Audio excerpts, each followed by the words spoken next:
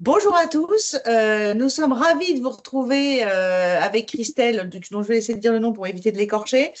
Christelle Boubetta. Boubetta, maître Christelle Boubetta, qui fait partie de la coopérative Notaire Office, qui a été créée il y a 3 ans maintenant, 2021, et qui regroupe une cinquantaine d'études partout en France. Alors vous venez du soleil, la dernière fois on était un peu plus dans le nord. L'idée étant de vous faire un petit, on va dire un petit panorama de ce qui se passe un peu sur les taux, sur les prix, de tenter de répondre à la question est-ce que c'est le moment d'acheter ou de vendre. En tout cas, de vous donner des petits tips pour savoir si oui ou non il faut le faire et dans quelles conditions. On va attendre un petit peu que les derniers nous rejoignent, puisque va être 11h02 ou 3, et on va démarrer dans une minute notre présentation. Alors, l'idée est la suivante. On fait une présentation, on essaye d'être pas trop longue. Et ensuite, si vous avez des questions, on y répondra en fin de présentation avec Christelle. Ce sera plus simple et ce sera moins chaotique. Donc, je vous invite à couper vos micros si vous avez des micros ouverts. Et puis, pour éviter tout bruit ou interaction sonore difficile. Et on va bientôt commencer. J'attends qu'on me donne le petit go. Est-ce que je peux avoir la petite... Il n'y a pas d'appel. D'accord. Alors, on va vous faire une présentation qui parlera effectivement de la demande de crédit immobilier, donc qui donne un peu l'état du marché, le point sur les taux des crédits. L'état du marché sera fait par Laurence, notamment sur les prix. L'endettement des ménages, qui est une réalité auquel on doit faire face, notamment pour l'achat des biens immobiliers. Un petit focus sur l'assurance emprunteur. Laurence reviendra sur la réglementation Christelle. et les aides. Christelle, pardon. N'importe quoi. Réglementation et les aides. Et on fera une conclusion pour terminer. Alors, sur la demande, on va dire qu'on est sorti du fond de la piscine, qu'on a relevé la tête, puisque on a aujourd'hui, sur le site Meilleur Taux, en moyenne, un peu plus de 40 000 dossiers de crédit immobilier qui arrivent tous les mois de compromis signés, donc des vraies demandes chaudes. Pour vous donner une idée, on était au mois de novembre à 17 000. Donc, on voit bien que de mois en mois, ces chiffres que vous avez sous les yeux, ça repart tout doucement, sachant qu'évidemment, avant la guerre en Ukraine et quand les taux étaient à 1%, on était autour de 60-65 000 demandes. Mais on voit quand même une certaine dynamique qui s'est installée depuis la rentrée, qui fait que les demandes de financement augmentent, en plus doublé depuis 6 mois. Encore une fois, on est passé de 20 000 à 45 000, je crois, sur le mois de mai, et de mois en mois, ça revient. Ça veut dire que l'envie d'acheter, qui a été totalement atomisée l'année dernière avec la hausse des taux, avec ces banques qui prêtent plus, aujourd'hui, on voit revenir, et ça doit être le cas aussi dans vos agences immobilières, dans les études notariales, on voit revenir des candidats à l'acquisition. Alors, un petit point sur les taux. Alors, oui, vas-y. Donc, sur ce sujet, alors, je vais être très transparente. Cette présentation a été faite vendredi après-midi. Entre-temps, il y a eu des élections européennes et avec tout ce qui s'ensuit. Donc, aujourd'hui, à l'heure où on se parle, on a un écart de taux pour les banques qui est, on va dire, globalement favorable. C'est-à-dire qu'en fait, elles empruntent à 3, elles prêtent à 3,75, 3,80. La marge est confortable et elles ont envie de prêter. Et la courbe verte, c'est ce fameux taux d'usure qui nous a beaucoup, beaucoup, beaucoup enquiquiné, qui vous a tous enquiquiné sur le terrain en 2022, mais qui aujourd'hui n'est plus un problème puisqu'il est très élevé. Pour d'autres raisons, puisqu'il est comme il est complètement décorrélé, en fait, il n'a pas baissé alors qu'il aurait dû baisser, enfin bon, voilà. Mais la vraie question, c'est l'écart entre le gris et le orange. Le gris étant le taux auquel les banques empruntent, auquel l'État français emprunte, et l'orange étant le taux auquel les banques pratiquent, les banques prêtent auprès des particuliers. Alors pourquoi je mets encore une fois cette réserve, c'est que euh, la semaine dernière, on avait des OAT qui étaient globalement stabilisés depuis plusieurs mois autour de 3%. Il se trouve que les élections de ce dimanche font qu'on a des OAT qui sont, hier étaient à 3,20, aujourd'hui sont à 3,25. Or, pour que l'écart de taux soit viable pour les établissements bancaires, il faut qu'il y ait au moins à minima 50 points de base. Donc aujourd'hui, avec les taux à 3,25, elles peuvent prêter à 3,75, mais elles ne peuvent pas beaucoup descendre en dessous. Donc c'est à surveiller. On est rentré dans une période assez inédite. C'est inédit en France, une dissolution qui suit des européennes, des partis dits, en tout cas populistes, en tout cas qui pourraient entraîner des dépenses un peu inconsidérées de l'État français, qui font que les marchés financiers qui prêtent de l'argent à la fois aux banques et aux États bah, sont un peu plus frileux. Donc, ça va être à surveiller, encore une fois. On est mardi, les élections c'était dimanche. Dans une semaine, on y verra sans doute un peu plus clair. Et encore, peut-être qu'il faudra attendre la suite des élections. Donc, néanmoins, à l'heure où on se parle, les banques n'ont pas du tout fermé les tuyaux. Donc, on est passé de taux au plus haut en novembre 2023 à 4,45, à quand même 3,75 aujourd'hui. Donc, c'est quand même une vraie baisse. Alors, évidemment, ça a une influence à la fois sur le coût des intérêts, mais également sur la mensualité du crédit. On voit que on est en 6-7 mois, on est passé d'une mensualité pour un prêt sur 200 000 euros, 260 à 1186. Ça paraît pas énorme, mais en fait, si, parce qu'après, on va voir que comme on a un endettement maximum pour les ménages, bah, le fait de gagner 80 euros de remboursement, eh ben, en fait, ça veut dire qu'en fait, vous avez besoin de gagner en gros 240 euros de moins, parce qu'on fait 3 fois 8, 24. Donc, ça peut être important. Donc, on est vraiment sur une bonne dynamique là-dessus, des taux qui baissent, et surtout, des banques qui prêtent. Alors, c'est ce que je vous disais tout à l'heure, hein, c'est la capacité d'emprunt. On est en novembre 2023, on avait une capacité d'emprunt pour un couple qui gagne 4 000 euros net, qui est à peu près le couple moyen en France, à 213 000. Aujourd'hui, on a 226 000. Ça veut dire 13 000 mètres carrés de gagnés. Ça veut dire 13 000 euros. Ça veut dire 13 000, ça veut dire des mètres carrés en plus. Même si il est vrai que les ménages ont perdu, et ça va expliquer un peu l'histoire des prix tout à l'heure, ont quand même perdu sur un ménage moyen. On est autour de 70 000 euros de capacité d'emprunt en moins entre le point le plus bas avant la guerre et aujourd'hui. Donc, voilà la réalité en tout cas des capacités d'emprunt. Vous voyez, 282, 228, ça remonte, mais on est quand même encore loin des 282. Alors, idem pour un couple qui gagne, alors même plus, même pour des couples qui ont des revenus très confortables ou plus confortables, bah, en fait, la baisse, elle est encore plus fulgurante parce qu'ils avaient une capacité d'emprunt très élevée, donc ils ont vraiment pris très cher en perte de pouvoir d'achat. Et ça, c'est intéressant parce que c'est aussi ce qui explique que les grandes villes qui baissent subissent de plein fouet ça, parce que quand vous passez d'une capacité d'emprunt de 493 à 398, c'est quand même 100 000 euros de perdus. Et donc, vous pouvez les compenser. Et si vous n'avez pas l'épargne, vous ne les compensez pas. Alors maintenant, je vais passer la parole à Christelle pour les chiffres des prix et l'évolution des prix sur le marché français.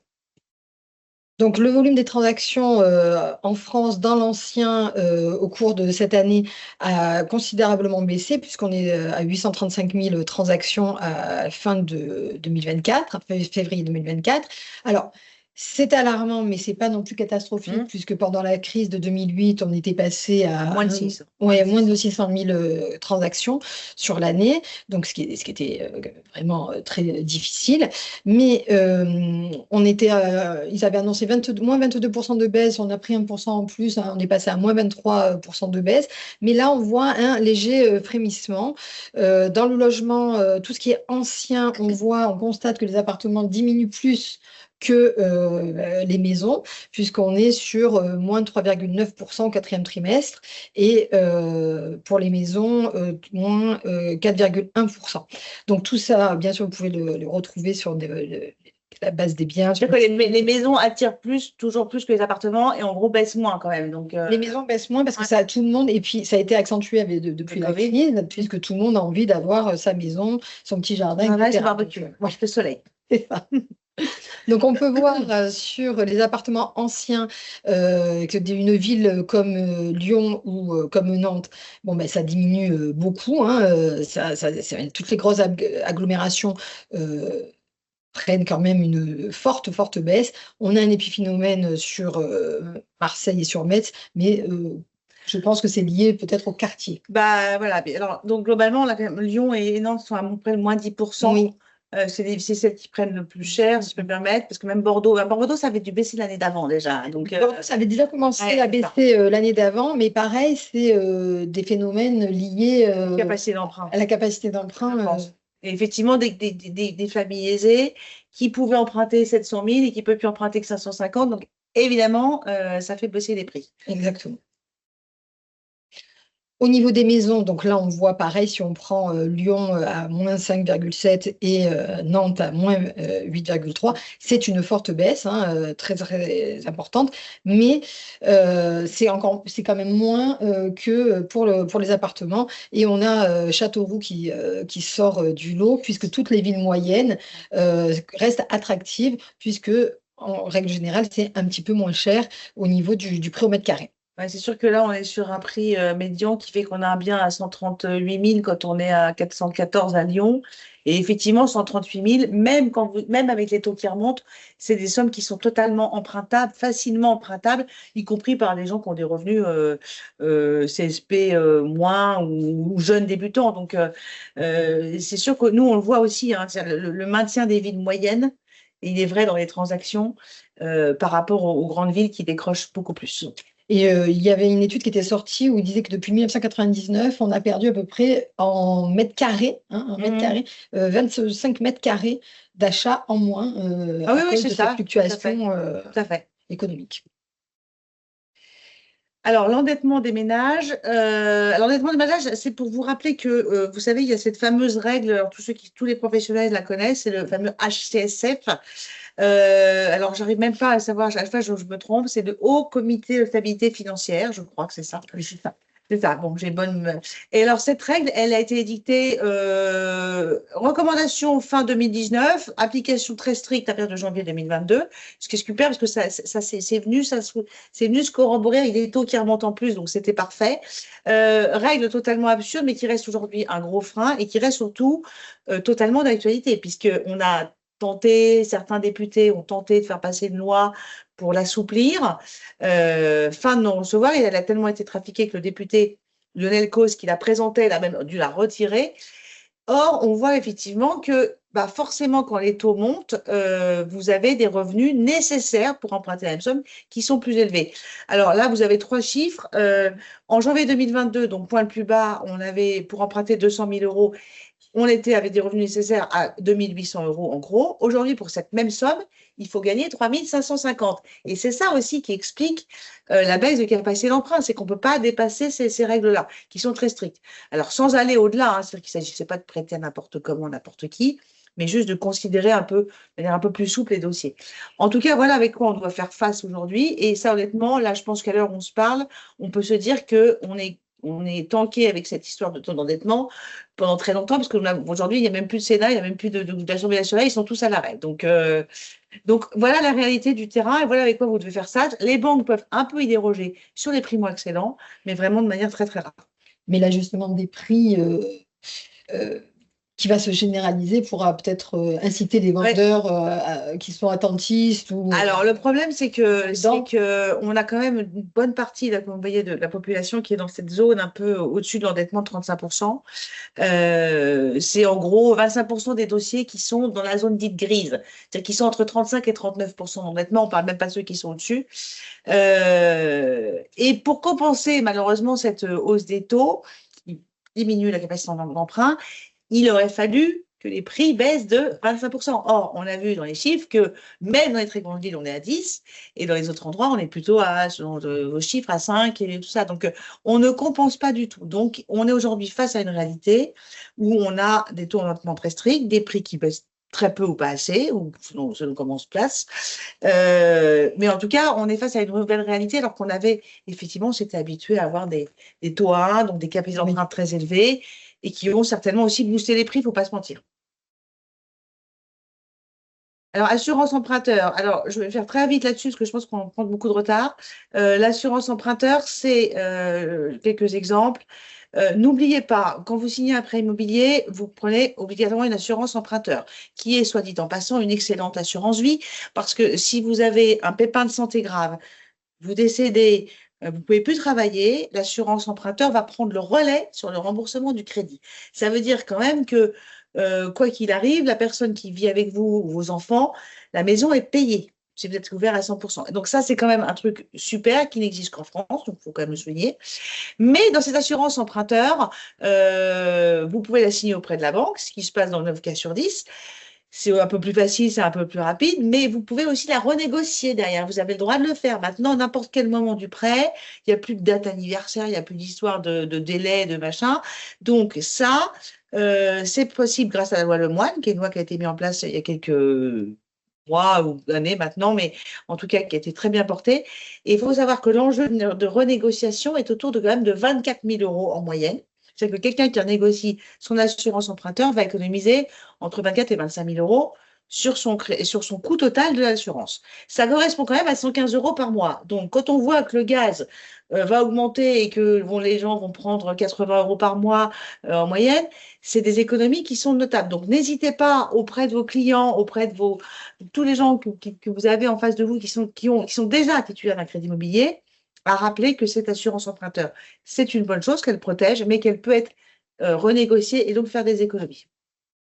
Quelques exemples, on va passer très vite, mais voilà, des économies totales, ça, ce sont des vrais cas, hein, donc novembre 2003, voilà, là, on a un peu moins de 14 000 parce qu'ils étaient jeunes et qu'ils avaient donc signé pas trop élevé. Après, on a d'autres cas, si on peut avancer. Alors oui, important. On a coutume de dire que l'assurance emprunteur, passé 40 ans, vaut mieux rester là où on est parce que ça ne vaut pas le coup. La réalité, c'est que c'est pas vrai. Aujourd'hui, même pour quand on a 47, 48 ans, j'ai envie de dire, si vous avez moins de 55 ans, regardez, faites des simulations. Encore une fois, 20 000, 15 000 euros de gagné, 100 euros par mois, il ne faut pas mettre ça de côté. Encore, quand on voit qu'on essaie de payer moins cher son électricité, moins cher son gaz, c'est des économies beaucoup plus importantes.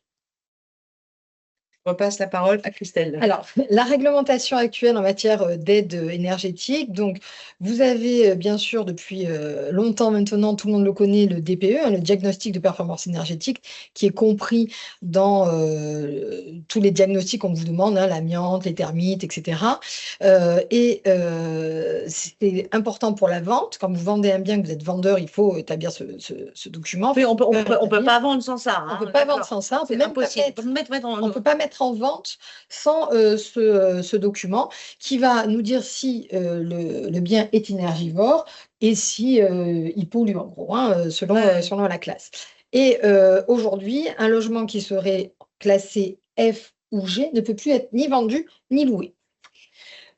Donc voilà, il y a également un audit énergétique qui doit être mis en place. Alors, ça, c'est pour tout ce qui est les biens que vous voulez vendre et qui sont mal notés au niveau du DPE. Vous devez faire établir cet audit qui est à la charge du vendeur et qui n'est pas du tout, enfin, le prix ne sont pas réglementés, donc vous pouvez avoir des différences de tarifs. Cet audit est quand même pas mal intéressant puisqu'il y a des préconisations de travaux, au moins 2, pour dire, par exemple, changer les fenêtres ou isoler la toiture. Ce qui permet aussi à l'acheteur de se présenter auprès du banquier. Parce qu'il faut savoir que les financements de ces biens-là sont un peu plus compliqués parce que le banquier considère, et à juste titre, que vous allez devoir faire des travaux. Et donc, si vous achetez entre deux biens équivalents, entre un qui est F et l'autre qui est C, par exemple, le F ne peut pas être au même prix. Sinon vous allez dire que vous n'allez pas vous en sortir il faut compter 20% pour les travaux au minimum. Donc, ça, c'est un truc qui est pris en compte dans le financement. Donc, en fait, avoir effectivement une idée des travaux qui sont à mettre en place, c'est une bonne chose. Oui, quand même. Et cet audit est valable 5 ans et le diagnostic de performance énergétique 10 ans. Bon, bien sûr, il peut y avoir des variations selon les travaux que vous effectuerez. Hein. Et on n'est pas obligé de réaliser les travaux. C'est-à-dire qu'en fait, vous pouvez vendre un bien qui n'est pas optimal, mais vous n'êtes pas obligé, pour l'instant, de réaliser les travaux. Le vendeur n'est pas obligé de réaliser les travaux. L'important, c'est que l'acquéreur soit informé de ce qu'il achète. Et puis, mais c'est les mêmes acteurs qui font les deux? L'audit, alors, vous pouvez avoir les mêmes acteurs qui le font, des sociétés de diagnostiqueurs, il faut qu'ils aient toutes les accréditations, etc., des sociétés d'architectes, ou alors des entreprises qui ne font que ça. D'accord. qui ne font que de l'audit énergétique valable 5 ans. Vous avez plusieurs cas de figure, donc important de bien vérifier. Et vous, en tant que notaire, est-ce que vous conseillez que ça vaut le coup d'en faire deux? Est-ce que ça peut changer? Enfin, comme on entend quand même beaucoup c'est pas fiable, ou est-ce que ça vaut le coup d'en faire réaliser deux, avec deux acteurs différents? Les audits, Ouais. alors, non, parce que ça a quand même un coût qui est selon les endroits et selon les entreprises n'est pas négligeable. Je pense que si vous donnez votre confiance à une société, alors souvent, nous, en tous les cas dans mon secteur, les agences immobilières font très bien leur job, vraiment, et c'est eux qui le voient voilà, tout de suite à la mise en vente en disant non, non, là, ça ne va pas aller, le diagnostic performance énergétique. C'est souvent Et le job. voilà, et il n'est pas bien noté, classé, donc ça ne va pas, et c'est eux qui. Donc, normalement, si la société est sérieuse, il n'y a pas de raison. Mais on le voit déjà dans le DPE, il y a parfois des préconisations de travaux. Oui, tout à fait. Beaucoup plus light.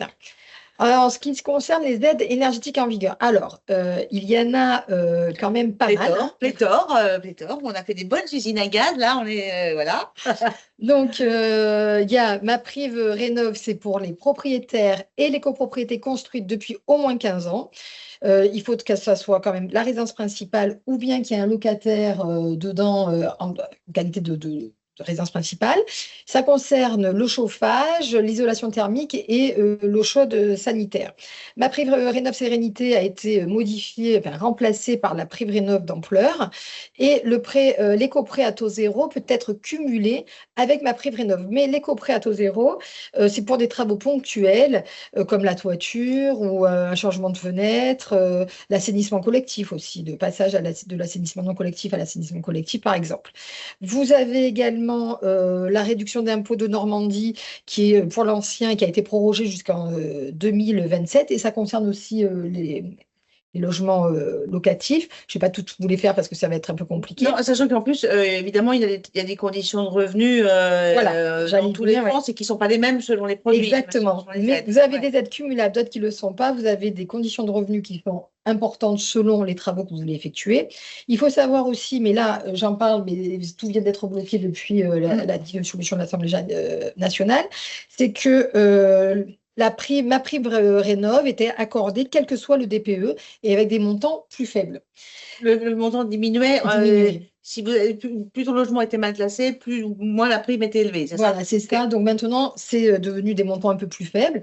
Il fallait savoir que dans les zones de catastrophe naturelle, il ne pouvait pas y avoir d'aide possible, c'était pas possible. Mais ça c'est en vigueur toujours. Alors, non, c'était en vigueur, ça l'était. Du coup, ils ont stoppé, ils ont voulu arrêter ça pour mettre en place un prêt éco à taux zéro. Sauf que c'était au Sénat et à cette heure-ci, on ne sait pas ce qui est encore en vigueur. Et vous êtes en zone de catastrophe naturelle, ce qui est possible dans le Var, d'autres dans le Nord aussi. Voilà, dans le Nord, etc. Et ensuite, vous avez des aides sociales pour financer des travaux, des aides locales pour financer des travaux. Mais ça, il faut voir. De toute façon, on donne les sites, donc vous pourrez voir tout ça. C'est ça, c'est tous le site France Rénov' et avec les simulateurs, et surtout on vous donne un petit conseil d'être bien organisé, de faire des devis au préalable de façon à avoir les résultats du montant de la prime dont vous pourrez bénéficier. Pour votre dossier bancaire, je pense que c'est important aussi. Oui, très. Bah oui, parce que ça change. Si vous obtenez 15-20 000 euros à zéro, c'est pas pareil que si vous les financer dans un prêt immobilier. Alors c'est vrai que tout ça, il faut quand même reconnaître que ça motive pas beaucoup le chaland. C'est-à-dire que acheter quelque chose qui n'est pas bien classé, ça devient compliqué. Vendre, ça devient compliqué aussi. Et tout ça, à mon avis, contribue aussi à ce que ça tout ralentisse. On a mis beaucoup de trucs en place qui sont en fait psychologiquement bloquants aussi, parce que quand vous vous dites il faut faire tout cet audit, tout ça. Donc c'est vrai que c'est aussi à nous professionnels d'aider au maximum les Français à se repérer dans cette espèce de jungle d'aide, de financement, de tout. Mais là, on a, je trouve, l'illustration de ce que la France peut faire de pire, à savoir des aides qui sont incompréhensibles et puis qui finalement, au lieu d'aider, ralentissent le marché. Mais alors moi, vous savez, Maëlle, je suis très chauvine et que j'aime mon pays absolument. C'est quand même le seul pays d'Europe où il y a autant d'aides Oui, pour la rénovation c'est et vrai. on aime la pierre, les Français. Les Français aiment la pierre. Voilà, et c'est quand même un placement qui reste le plus sûr et le plus important. Alors bien sûr, je suis notaire, donc je ne peux pas vous dire l'inverse, mais vous voyez bien que tous les chiffres et tout notre exposé montrent clairement que l'achat immobilier ou la vente d'un bien pour acheter un autre bien reste sécurisé et sécurisant. Allez, on avance parce qu'on n'est pas très, on est un peu en retard, mais ça, sinon, est-ce qu'on est bavarde? Alors, en conclusion, ah oui, alors oui, c'est vrai que je n'ai pas parlé de la Banque Centrale Européenne, du coup, avec tout ça.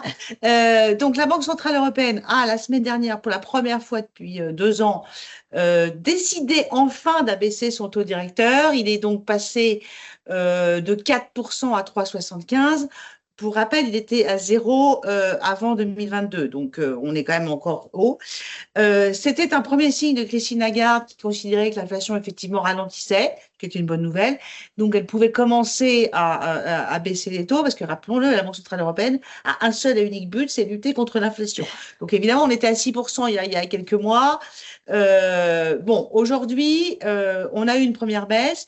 On n'a pas un calendrier très précis quand même sur les éventuelles baisses à venir. Et honnêtement, ce qui se passe en France va encore en plus leur donner un peu de flou. Là, j'avais dit que donc, les OAT étaient stables. À l'heure où on se parle, elles ne sont plus stables puisque les marchés financiers détestent l'incertitude et qu'aujourd'hui, ce qui se passe en France, c'est de l'incertitude pour le marché financier. On ne sait pas de quel côté on va balancer. On ne sait vraiment pas ce qui nous attend. Donc, c'est vrai que les marchés ont tendance à se dire, ou est-ce que je vais acheter de la dette française? Est-ce que je vais prêter aux États français? Bon, c'est un peu cafouilleux. En gros, c'est ça qui se passe. Et donc, les banques derrière sont juste derrière.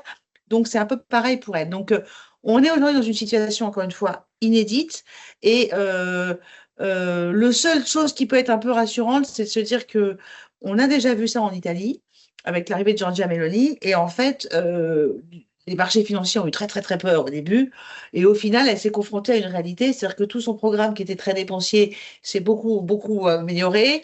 Et donc, peut-être que je pense que les marchés vont se dire ça au bout d'un moment, mais en tout cas, il y a encore 3 jours, je vous aurais dit, on va vers, de manière assez certaine, vers des taux qui vont arriver à 3,5% pour les prêts bancaires. À l'heure où on se parle, il faut quand même être très prudent. Je ne sais pas comment seront les barèmes du mois de juillet.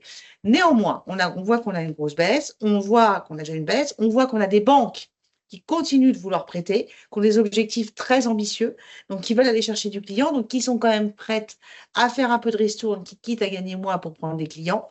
Donc ça, c'est une bonne nouvelle. Mais on a, comme on le disait, une baisse une stabilisation des prix qui ne compense pas du tout la hausse des taux. Euh, donc, le marché repart doucement. Il a redémarré dès le mois de janvier, on n'a pas attendu la Banque centrale, sous l'impulsion bénéfique des prêteurs et des banques qui sont revenus. Aujourd'hui, si vous cherchez un prêt immobilier, c'est ça qu'il faut avoir en tête, l'ensemble des banques françaises prêtent et cherchent des clients. Au mois de novembre, nous avions 3 établissements bancaires en France qui prêtaient encore et donc évidemment qui choisissaient les dossiers les meilleurs. Aujourd'hui, la concurrence s'est ouverte. Donc, c'est honnêtement le moment d'acheter. N'attendez pas, si vous cherchez un crédit, allez-y. Et le moment de vendre. Et je ne suis pas certaine, en gros, parce que là, on est quand même dans l'inconnu, que la situation sera meilleure dans 3-4 mois. Aujourd'hui, c'est impossible de se le dire. Donc, en tout cas, ça ne vaut pas le coup d'attendre plus que ça. Sachez que les banques prêtent. Donc, en tout cas, en termes de financement, oui, les vannes sont ouvertes pour le moment. On vous remercie. Alors, on m'a donné le téléphone. Je vais donc prendre une minute pour voir s'il y a des questions.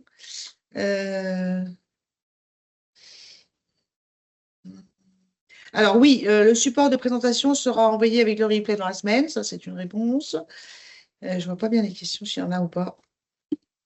Les chiffres de la Banque de France. Déjà, il faut savoir que pour la première fois, ils ont publié, là, il y a quelques jours, les chiffres du mois d'avril où ils constatent que la production de crédit immobilier est pour la première fois en hausse. Alors, les chiffres de la Banque de France, il y a toujours un retard, mais ce qui est normal. C'est-à-dire que moi, quand je parle des demandes, par exemple de janvier ou février, je parle des demandes, c'est des compromis qui arrivent signés.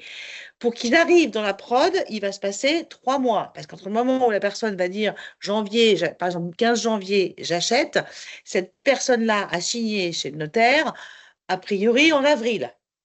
le temps d'avoir son prêt, tout ça. Donc, on va dire 2 mois et demi après. Oui, voilà, la vente définitive. C'est Voilà, il ça. faut compter Donc, 2 mois et demi les après. fonds Voilà. sont transmis à ce moment-là. Donc, ces fonds qui sont transmis, quand ils arrivent à la Caisse des dépôts, c'est là qu'ils rentrent dans la production de crédit immobilier de la Banque de France. Ils sont sortis. Voilà. Donc, ça explique pourquoi la Banque de France constate tout juste un redémarrage de l'activité, mais leur chiffre d'avril était dans ce sens, et pas dès le mois de janvier. Contrairement à ce que nous, on a observé, à ce que les agents immobiliers ont un peu observé. Et voilà, donc c'est pour expliquer le décalage.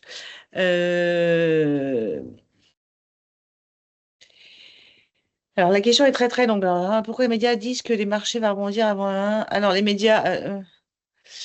non, parce que alors, je pense on sait que l'immobilier, c'est quelque chose de cyclique et qu'en général, on reste assez rarement dans la crise.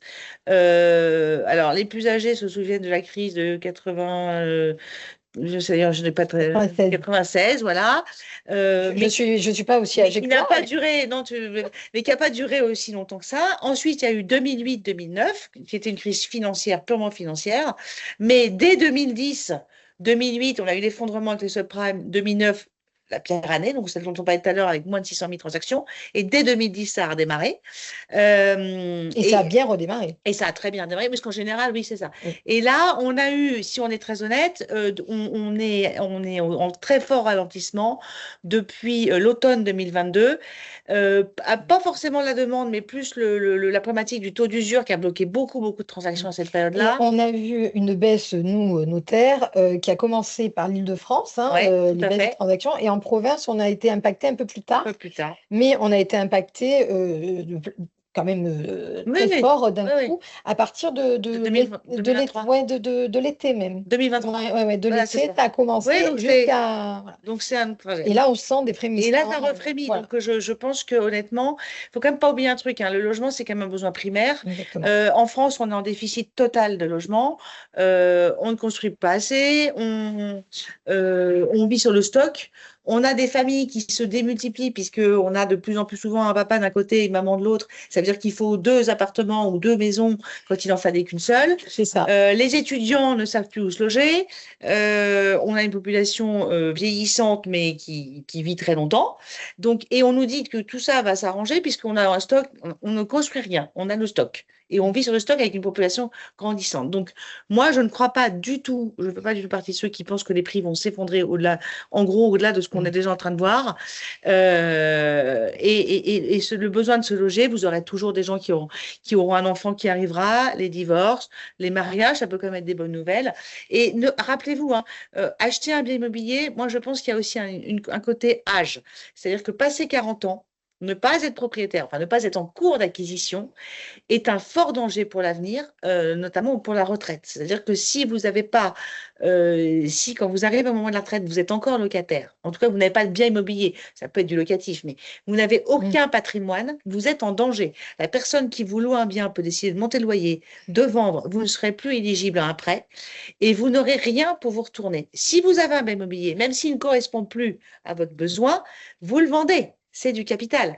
Donc, je pense qu'il est très dangereux de ne pas se poser la question passer 40 ans. Je ne dis pas qu'il faut acheter à tout prix quand on a 25 ou 30 ans aujourd'hui. Ça dépend du choix, de la manière dont on fait ses études, où on travaille et autres. Mais en tout cas, passer 40 ans, l'achat immobilier reste un placement extrêmement prudent, sans le démultiplier forcément, mais en tout cas, acheter sa résidence principale ou un investissement locatif si on vit dans une ville où l'achat de la résidence principale est trop élevé.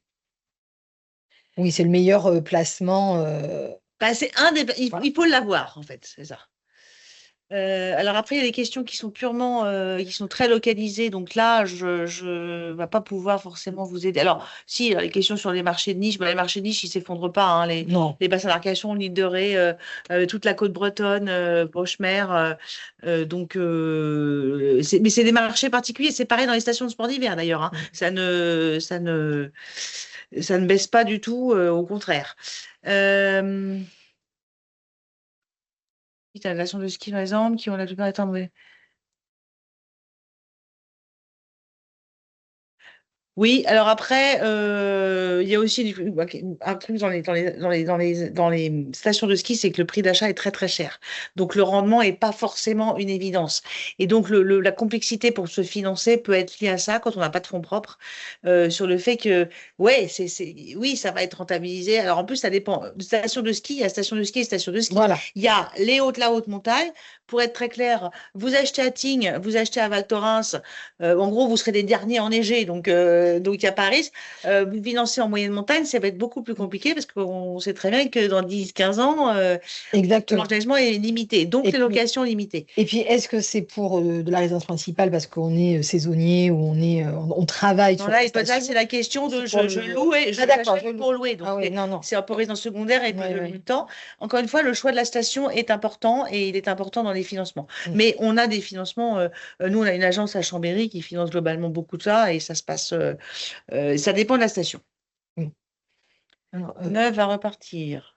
Alors, le 9, il y a Ah, aujourd'hui, à la fin 2023, il y avait un peu plus de moins 115 000 logements construit. de construits. Voilà. De mars 2023 à février 2024, 364 000 logements ont été autorisés à la construction. Ça fait donc plus de 100 000 de moins que l'année dernière. Donc une grosse, grosse baisse, hein, et on est sur le septième trimestre à presque moins 34%. Donc c'est assez Je pense que important. la question du monsieur là, de Pierre, c'est considérer, il pense qu'il parle du prêt, des aides, du prêt à taux Ah, zéro. Et sur la bon, construction des maisons, mais ça rejoint ça. Parce oui. qu'en fait, les chiffres que vous avez donnés, c'est parce que les aides effectivement ont été totalement coupées sur la construction de maisons individuelles. Or, c'est un secteur où on sait qu'il y avait beaucoup de jeunes, donc qui étaient souvent éligibles à ces aides, et ça a fait très très mal. C'est-à-dire que ça s'est cumulé pareil avec la baisse de la capacité d'emprunt liée à la hausse de taux et la fin des aides. Donc, ils ont perdu de tous les côtés. Honnêtement, je pense que là, la situation politique, enfin, personne ne sait ce qui va se prévoir, ce qu'on aura Puis dans 3 mois. la hausse des Mais ce qui matériaux. est vrai, c'est que la baisse des matériaux est là. Mais ce qui est vrai, c'est qu'on n'était pas dans une situation, en tout cas jusqu'à présent, où on avait décidé de dépenser beaucoup d'argent pour l'immobilier et pour les aides parce que les finances étaient un peu exsangues. Je ne peux pas savoir ce qui va se passer avec les nouveaux qui vont arriver. Si c'est des nouveaux, quelle sera la condition, quels seront les gestes sur le logement. Mais voilà. Alors, il y a une autre question, mais je n'arrive pas à la Ici, moi voir. j'ai vu, Ah, vous l'avez? on ne peut pas vendre Ah, voilà, pardon. si, on peut vendre un logement, on ne peut pas louer, on ne peut plus louer un logement G, je crois que c'est. C'est Alors ça. les dates, mais on peut vendre. Seulement l'acquéreur, lui, sait que s'il achète ça pas pour sa résidence principale, mais pour le louer, il devra faire des travaux. Et c'est là que le banquier va dire, attention, si c'est pour louer, c'est un F, c'est un G, il y Et a des travaux à faire, et donc il y a des budgets. le vendeur doit faire cet audit énergétique à Énergétique partir pour aider le vendeur, l'acquéreur. l'acquéreur voilà, à- La dette de la France va-t-elle plomber l'hypothétique reprise? Bah, c'est toute la question, c'est ce que je vous disais tout à l'heure. Alors, le point négatif, c'est qu'on voit qu'effectivement, depuis 2 jours, bah, les OAT augmentent, donc ça, c'est pas un bon point. Le point, alors, ce que je vous disais, c'est que l'Italie, qui est déjà passée par là, finalement, pour être très clair, l'État français emprunte autour de 3, l'Italie emprunte autour de 3,80. Donc, il n'y a pas non plus un détail énorme. L'Allemagne, qui est censée être bien mieux que nous, emprunte à 2,60. Donc, il n'y a pas pour l'instant, ça se creuse un peu, mais il n'y a pas un écart énorme. De manière générale, l'Europe, en fait, c'est ça qui nous sauve un peu. L'Europe n'est pas très très jolie en fait, et pas très stable. Donc on a beaucoup de mutations dans les élections, beaucoup de changements, la droite populiste qui arrive dans certains endroits, et en fait le fait qu'on soit nous au milieu, mais finalement dans une Europe un peu commune, c'est malheureusement un peu, si je peux m'exprimer ainsi, un peu la spirale de la loose quand même, hein, c'est quand même pas très positif, mais on est globalement tous ensemble. Donc, ce qui serait bien, c'est que Madame Lagarde, justement, Insuffle. insuffle un peu en redonnant un peu de liquidité, mais le problème, c'est qu'en général, elle réagit toujours un peu, de manière très prudente. Donc, Et puis un petit peu en retard. voilà, c'est ça. Donc, mais encore une fois, peut-être que dans 4 mois, et j'espère, on se parlera et on sera plus précise, mais on aurait dû faire ça il y a une semaine. En Oui. fait, on aurait été bien plus tranquille. Mais là, c'est vrai qu'on est vraiment sur une situation inédite et un peu inconnue. Il y a une question, enfin, ou plutôt une affirmation sur que l'écologie serait le parent pauvre de toute cette politique. Et je tiens à dire encore, alors, bon, je suis patriote, peut-être un peu trop, mais vraiment, en France, nos politiques, on ne peut pas leur enlever, bien ou pas bien, peu importe, qu'ils ont une réelle démarche pour que les logements ne soient plus des Oui, passoires on essaye, thermiques. mais Voilà, hein, les on calendriers essaie. sont très courts quand même, hein. Les calendriers sont courts, c'est Ouais. parfois peut-être un peu compliqué, mais on ne peut pas non plus tout critiquer tout le Non, temps non, et non, dire mais c'est quand même c'est, bien c'est juste que voilà. dans des villes comme Paris, le calendrier était tellement sévère qu'on se retrouve avec une absence de location puisque des propriétaires se disent, bah, je garde mon bien, je le loue pas, je fais 3 mois d'Airbnb et puis c'est bon, ou à des copains en gros, et puis j'ai pas besoin de le louer à des étudiants, donc c'est un peu ce qui se passe. Alors là, je reviens sur la question de la chute vertigineuse de la construction de maisons neuves, c'est ce qu'on disait. Le problème, c'est que les constructeurs souffrent, ils ont des invendus parce qu'ils Mm. ont en face d'eux des populations qui n'ont plus les budgets. Ces programmes ont été faits en tenant compte de l'augmentation des matières premières ont augmenté, mais en tenant compte de finançabilité de clientèle. Or, cette finançabilité, elle a diminué notoirement et donc les biens sont là, sont invendus parce qu'en face, vous avez des Français qui ne peuvent pas acheter aussi cher parce qu'ils ne peuvent plus emprunter ce qu'ils pouvaient emprunter. Donc, oui, la conclusion, c'est est-ce que si le secteur du neuf va repartir? Honnêtement, pour l'instant, je ne vais pas être très optimiste, mais c'est pas ce qui est le mieux parti, quoi. C'est-à-dire que on ne voit vraiment pas très clair là-dessus. Autant dans l'ancien, on sent que ça repart Ouais. et que les gens ont envie parce que les prix ont baissé. Le neuf, c'est un peu plus compliqué pour l'instant. Alors, le Euh, foncier reste trop ouais, mais ça cher, dépend des ça endroits, dépend ça des dépend des endroits, endroits, hein. hein. C'est pas vrai partout, loin de là, hein. Et on voit Et bien, heureusement. et heureusement, et d'ailleurs, c'est la grosse différence entre les villes moyennes et les grandes villes. Mais il y a des différences vraiment très notables. On a vu la ville de Châteauroux, on est sur des budgets, il y a quand même des villes de France, des villes moyennes, où vous êtes encore en dessous de 2000, où vous flirtez avec les 2000 € du mètre carré. Bah, 2000 €, 60 mètres carrés, c'est 120 000 €. Donc, c'est un bien pour un petit couple qui commence, qui est parfait. Donc, 120 000 €, vous l'empruntez facilement, même en gagnant 2 500 €. Donc, non, le foncier n'est pas trop cher. De toute façon, le foncier, les prix de l'immobilier, c'est de la loi de l'offre et de la demande.